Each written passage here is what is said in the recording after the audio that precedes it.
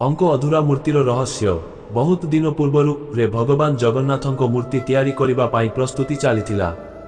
से समय रे राजा इंद्रद्युम्न भगवान विष्णुको बड़ भक्त थिले। गोटे रातिरे से एक दिव्य स्वप्न देखिले।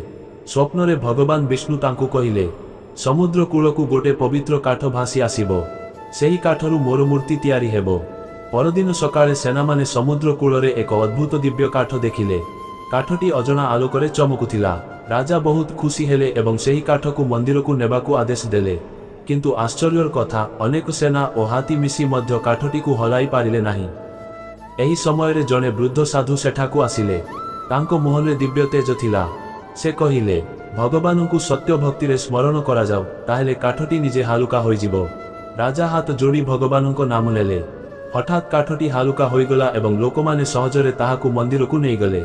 किछि दिन परे जने रहस्यमयी कारीगर राजमहल को आसिले।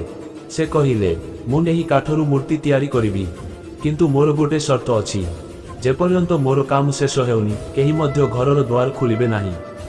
राजा एही शर्त को मानिले। कारीगर घर भीतर को प्रवेश करी द्वार बंद करिदेले।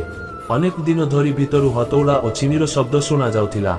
हठात गोटे दिन समस्त शब्द बंद होई गला। रानी भयभीत होई पड़िले। से भाबिले कारीगरंको किछि असुविधा होई थाई पारे। से राजांकु द्वार खोलिबाकु अनुरोध कले। प्रथमे राजा मना कले, किंतु शेषरे से द्वार खोलिदेले। द्वार खोलिबा सहित समस्ते आश्चर्य होई गले। घर भितरे कौनसी कारीगर नथिले। सेठारे केवल ओ अंक अधूरा मूर्ति थिला। तांको हाथ ओ पाद संपूर्ण होई नथिला, किंतु मुहरे दिव्य हस थिला। ता परे आकाशरु एक दिव्य शब्द सुनागला, हे राजा, मु स्वयं विश्वकर्मा थिली। तुमे अधीर होई द्वार खोलिदेला, किंतु एही अधूरा रूपरे मु सदा पूजा पाइबी। राजांको आखिरु लुह झरी पड़िला। से सेही रूपरे भगवानंकु मंदिर रे स्थापना कले। सेही दिनरु आजि पर्यंत अंक मूर्ति अधूरा देखा जाए, किंतु भक्त माने विश्वास करंती जे भगवानंको प्रेम केबे मध्य अधूरा नुहे। शिक्षा, सत्य भक्ति रे धैर्य और विश्वास अत्यंत आवश्यक। भगवान बाह्य सौंदर्य नुहे, मनर श्रद्धा को देखंती।